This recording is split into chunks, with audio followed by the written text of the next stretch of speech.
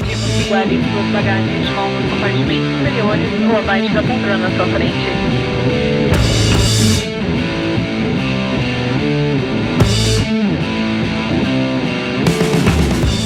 So we produce about 3,200 litres. We brew to eight to nine times a week by ourselves. All the ingredients, hops are broken up by hand. Everything's added by a brewer.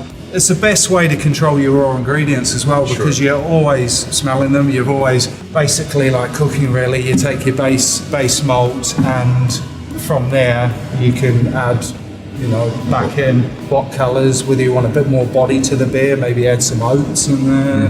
We use English, American, New Zealand, German, France, Poland. We've always had a growth organically. It's never been pushed internally. We've always grown within our means. My main goal is to produce something. I'd like to have something that anyone can drink on our bar, but also looking for that traditional side still. They still want those, nice lower ABV beers and that. So, and beer as well with food is one of the best matches. People go on, the products we're producing at their highest strength. Beers to savour and sip and share amongst your friends. One of our latest beers we're just about to release now is a tiramisu stout. The amazing part of the industry at the moment, being able to push limits and produce stuff like that. We got green again, so we made a beer inspired by the sea. So we made a beer with mussels and oysters infused into, and we balanced it off with a load of gooseberries at the end and fermentation. So it's a slightly sour, salty beer. A lot of people were seafood beer, not too sure, but it worked really well, balanced off nicely, and so it's things like that and fun projects. And this is us getting together, with other like-minded independent brewers around the country on the other side of the world, and you bring together ideas, and it's amazing. That's how you learn, and that's how you keep growing in this industry with things like that. There's no secrets behind what I do. If I can try and help someone else, or they can help me back, or it's going to be interesting to see how the industry plays out over the next couple of years. It's exciting, but very interesting times also as to what way, and it's phenomenal though the growth and the community that's been built within the UK and the rest of the world.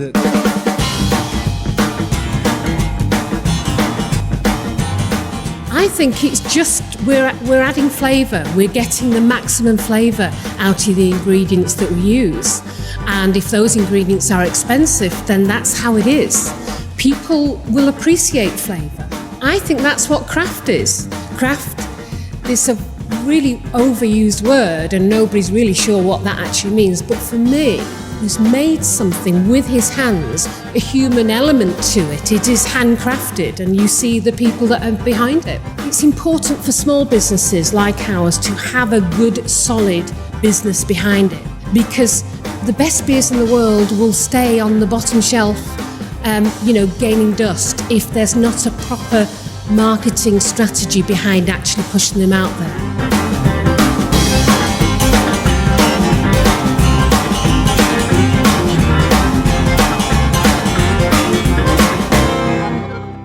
Originally, 5 years ago, this brewery started with 3 people.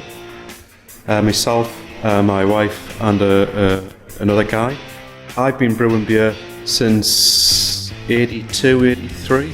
When we came to the marketplace, we already had some very successful home brews of mine. I started brewing beer because my father used to brew beer beforehand, and we were always trying to improve on the quality. The beer gets quality controlled at every stage of the process. The small breweries aren't afraid to experiment with their processes or their ingredients, whereas the larger breweries are on really tight time frames to produce X amount of beer for whatever the commitments are that they have. We are liquid chefs, basically. We work with liquid rather than the solids. So that's what we think we are. We class ourselves as chefs. It's looking for different flavours or different methods of the process.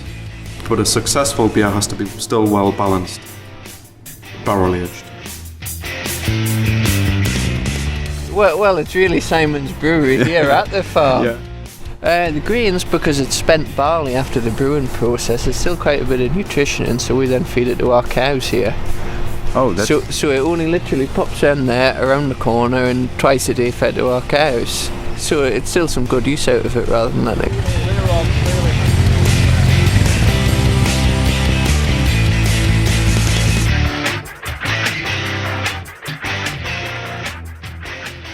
It was built in 1928 as part of the Great North Exhibition, which was a World Trade Fair, which it was during the Great Depression, and it was to stimulate trade in the North. And this is the last remaining building of the whole exhibition. I can show you some footage that's really good.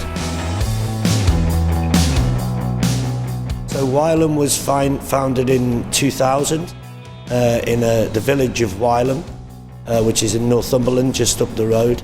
It was founded by John Boyle and Robin Layton. Lots of people like John and Robin wanted to see some change, and so they started in a small potting shed in the back garden. People are very dedicated to beer. They're passionate about it. It's been part of mankind's history for thousands of years, and